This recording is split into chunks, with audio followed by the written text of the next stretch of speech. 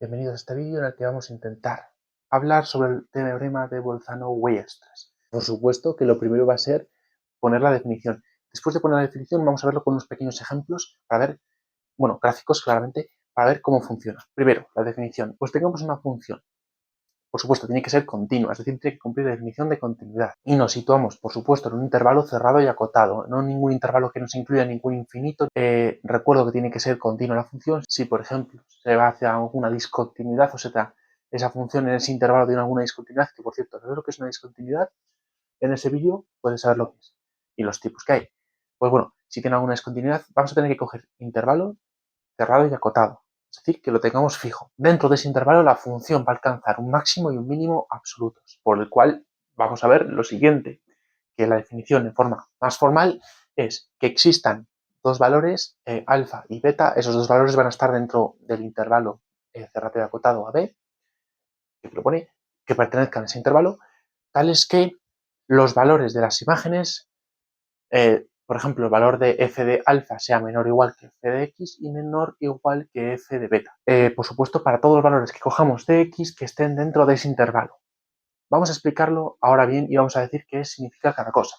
Primero, alfa y beta. Hemos dicho que son valores de un intervalo cerrado y acotado, pero nos apareció antes intervalo cerrado y acotado. Pues vamos. Esto de aquí, vamos a explicar primero los símbolos y las cosas, es un intervalo cerrado y acotado.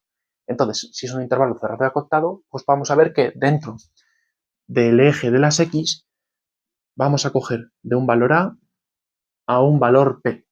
Estamos trabajando, ojo, dentro del eje de las x, ¿vale? El intervalo que cogemos cerrado y acotado está dentro del eje de las x. En ese intervalo, ¿qué nos dice? Que se incluyen tanto el a como el b, es decir, estos extremos del intervalo también se nos incluyen dentro del intervalo, es decir, también tienen que estar dentro del intervalo, es decir, desde a hasta b, todos esos infinitos valores van a estar, son los que vamos a tener en cuenta, y aparte a y b también los vamos a tener en cuenta. Si fuera abierto, con paréntesis, entonces A y B no los tenemos en cuenta. Bueno, en este caso, pues los vamos a tener en cuenta. Entonces, estamos trabajando con todos estos valores. Tenemos A, los infinitos que hay entre B y B.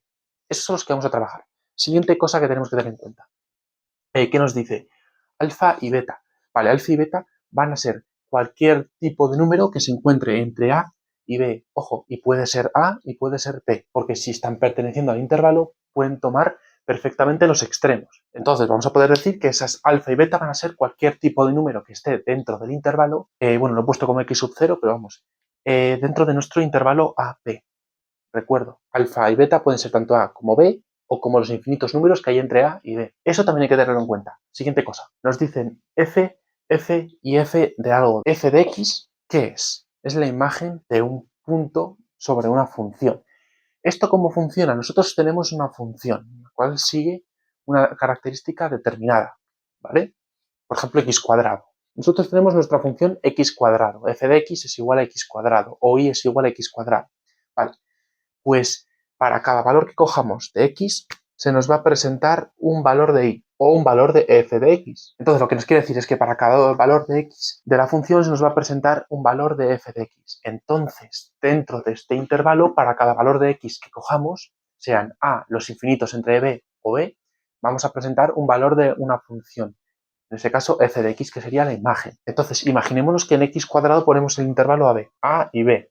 Cogemos cualquier valor x, sea a, sea b, entonces se nos ocurre lo siguiente. Todos los valores de las imágenes de a entre a y b van a ser estos de aquí, esta parte de aquí. Esa va a ser como otro intervalo, pero ese intervalo en este caso sería sobre las imágenes, no sobre el eje, sino sobre el eje y. Imaginémonos que esto es alfa, no tiene por qué, pero imaginemos que los extremos son alfa y beta, ¿vale? Alfa y beta, pues entonces esto sería f de alfa, f de beta, ¿vale? Así todo. Entonces, hay que entender muy bien también eso. Y ojo, es muy importante porque nos dice que estos valores de las imágenes de la función tienen que estar comprendidos, por supuesto, para valores de x que cojamos del intervalo. Es decir, no nos va a salir ninguna cosa que no vamos a coger ningún valor de x o ninguna imagen sobre un valor de x que no esté en el intervalo. Vale. Pues una vez explicadas estas tres cosas, que es lo que nos habla la definición en forma de simbología, vamos a explicarlo de la manera gráfica. Los tres tipos de casos que nos pueden dar sobre funciones con el teorema de Bolzano-Weierstrass, que nos dice que para un intervalo cerrado que tengamos de radio acotado, pues vamos a encontrar un máximo y un mínimo. Pues aquí tenemos los tres ejemplos, o sea, las tres posibles opciones que les ocurre a una función respecto del teorema del que estamos hablando. Por el cual el teorema siempre se va a cumplir. Por supuesto, un teorema claramente siempre se va a cumplir. Primera posibilidad. Ojo, estamos teniendo posibilidades respecto de. ¿Respecto de qué? En este caso, respecto de alfa y beta, que son nuestros números que nos van a interesar, ¿no? Que nos van a indicar ese máximo y ese mínimo. Alfa va a ser un valor de x por el cual va a ser justo ese valor que nos va a dar el máximo de la función y, por ejemplo, beta, el mínimo de la función. Podemos ponerlo como nos dé la gana. En este caso, ¿qué posibles soluciones o qué posibles posibilidades tenemos de alfa y beta? Aquí lo tenemos. Alfa es el máximo absoluto y beta va a ser el mínimo absoluto. Lo he puesto de esta manera. Según nuestra definición, tendríamos que cambiarlo, ¿vale? Nos diría la definición que beta va a ser el máximo absoluto y alfa va a ser el mínimo absoluto. Pero puedo cambiar alfa por beta porque al final son números cualesquiera, ¿vale? Bueno, pues entonces voy a tratar a alfa como el máximo y beta como el mínimo, aunque el teorema nos indique lo contrario. El teorema nos coge cualquier tipo de número, que da igual, ¿vale? En este caso va a dar igual, pero vamos. Entonces, ¿qué posibilidades tenemos? Tenemos las posibilidades de que los máximos y los mínimos absolutos se encuentren en los extremos, es decir, en los extremos de nuestro intervalo acotado y cerrado. Esto de aquí. Los extremos serían A y B. Esos extremos, pues en ese caso puede haber un caso en el que sean ambos extremos, máximo absoluto y mínimo absoluto. ¿Qué coincidencia? ¿No? Una pequeña coincidencia que puede ocurrir. ¿Vale? En este caso, este sea el máximo y este sea el mínimo. Dentro de nuestro intervalo cerrado y acotado, para todos los valores de x, tenemos todos los valores de y. Por ejemplo, serían estos de aquí, ¿no? Todos los valores de y o de f de x. Este es el primer caso de lo que puede surgir, es decir, que f de alfa sea el máximo absoluto y justamente se encuentre en el extremo. Eso quiere decir que la derivada de la función, si nos fijamos muy bien, la derivada de la función no se hace cero dentro de este intervalo AB. Es decir, si dentro del intervalo AB no hay la derivada de la función no es cero, en ningún punto de entre A y B, entonces podemos decir que los máximos y mínimos absolutos de la función van a estar en los extremos de nuestro intervalo que cojamos. Eso es muy interesante, porque estamos trabajando con la derivada. Segundo caso. En nuestro segundo caso nos vamos a fijar de que tenemos máximo y un mínimo. Entonces este va a corresponder al valor de alfa y este al valor de beta.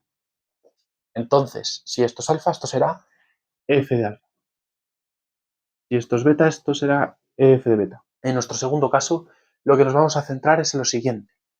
Dentro de nuestro intervalo AB, que es este de aquí, tenemos todos estos números y tenemos todas estas imágenes. Nuestro recorrido y nuestro pequeño dominio dentro del intervalo. Entonces, en nuestro segundo caso, lo que puede pasar es que los máximos y mínimos no estén en los extremos, en A y B, sino que se encuentren en puntos concretos. Ojo, en este caso nos puede dar excepciones, es decir, f de, por ejemplo, el mínimo se encuentra en un extremo y el máximo no se encuentre en el otro extremo y esté dentro del intervalo, o viceversa. Eso puede ser una alternativa paralela. Pero en este caso, ¿qué pasa?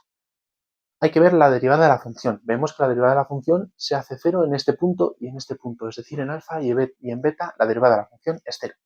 Entonces, se determinarán estudiando la función si son un máximo y un mínimo. Pero, ¿qué nos interesa de todo esto? Que mirad, en este caso la derivada nos hacía cero. En el caso en el que la derivada de f de x fuera distinta de cero, nos encontramos que los máximos y los mínimos absolutos están en los extremos. En el caso en el que la derivada de f de x sea igual a cero en varios puntos dentro de nuestro intervalo AB, denominados alfa y beta, esos puntos del eje X, es decir, que tengamos valores de la derivada que sea igual a cero, entonces podemos determinar un máximo y mínimo dentro de esa función. Ojo, esto siempre se cumple, que f de, bueno, en este caso es el nuestro, sería que f de alfa siempre va a ser mayor que f de x, que va a ser todos los posibles valores que estén dentro de ello, ojo, mayor o igual, y mayor o igual que f de beta, es decir, el valor de la imagen que como está en el punto mínimo, pues siempre va a ser el más pequeño. Posibles opciones, que tengamos la derivada en este caso dos veces y se encuentren en varios sitios. Pero ojo, esto nos quiere decir que, por ejemplo, tengamos un máximo y un mínimo.